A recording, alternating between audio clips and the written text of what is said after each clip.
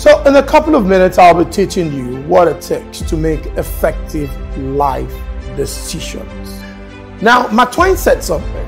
A man who does not yield has no advantage over a man who does not have. I can tell you this.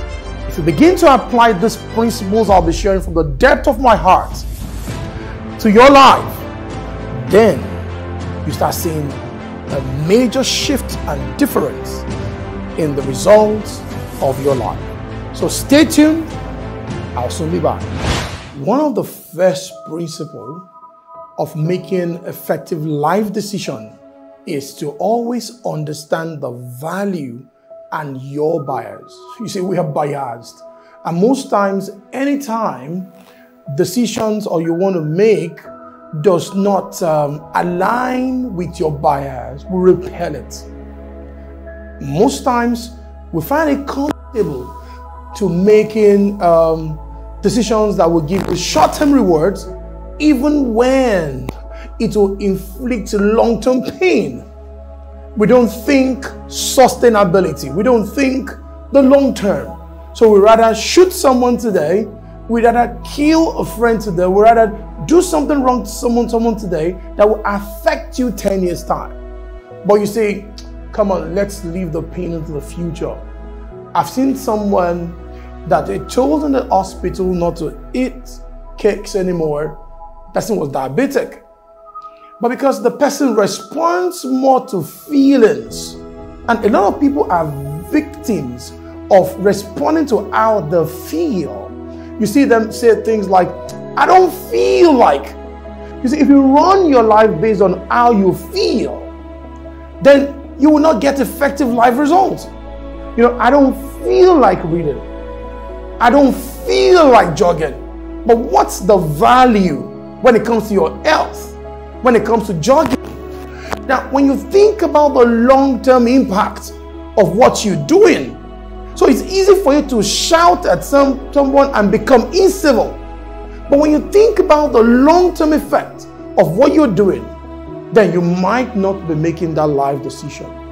You're thinking about, should I watch soccer? Or should I read? Should I go to party? Or should I attend lectures? Now, the short-term feeling is like, man, I'm high today. And that's why you see in an environment, people do make short-term decisions. You know, change their body types, change their shapes, do a lot of things in the short term. But what's going to happen to you when you're 70, when you're 80, when you're 90? What's the impact of you not doing something today in the long term? So make sure you understand the value and your bias. And when I'm talking about bias again, bias towards things that feed your ego. You know, sometimes when you're making decisions that affect your life, you need to suspend your bias and also make sure you consider the long-term effect, not only your short-term rewards. So whenever you want to make decisions, the second principle I consider, know that you fail, and that's fine. I've never seen anyone that's ever been successful before that's ever failed. You hear stories of, I've done 30 businesses before I made it, I've paid my dues, and it makes you see that no good things come easy. You know, every house of success is built on the road of inconvenience. No house of success is built on the road of convenience. So, when it comes to failure, it's fine if you have to fail to make it. It's fine because I've seen situations that people deny themselves of temporary failure and they sacrifice future gains just because you dread it. I've seen someone, I was reading Bible one day and it said, a lazy man said there's lion in the streets. Of course, if you don't kill lions, you cannot make it. If you don't fail, at the other side of failure is success. So what do? Now measure the pain of failure and measure what you're about to sacrifice if you're running away from that failure. So to fail is fine. So when people tell me, when I want to do anything, and you tell me, Ajibola, what if you fail? that's the least consideration, because what if I fail? Now, even while you're not doing or trying or doing something new, you're failing already. So the failure you get through inaction is worse than the one you expose yourself to because you make critical decisions. So it's fine to fail, and that's second principle. So the third principle, whenever you want to make decisions that affect your life, is to treat your emotions the way you treat dogs. And you know, when you talk about treat your emotions the way you treat dogs, it's because when you need to tame your dog to be able to listen to you. Don't forget, when you get to a house and you see dog messing up everywhere, people talking to the dog is not listening, it's because that dog have not been tamed, have not been trained. And you see, a lot of times we don't train our emotions. So you see, people say things like, that's who I am, I can give it to anybody anyhow. You are getting insane. You need to train your emotions to listen to you. If you always respond to your emotional triggers, it means you're an animal. You have a problem and you are out of control.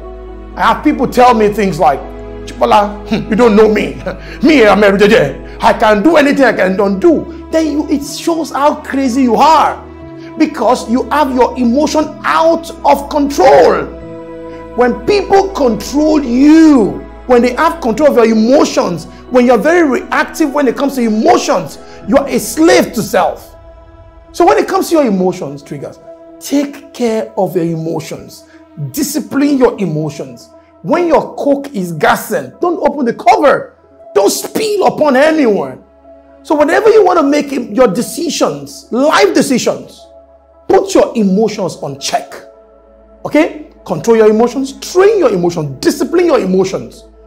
You choose to be hungry.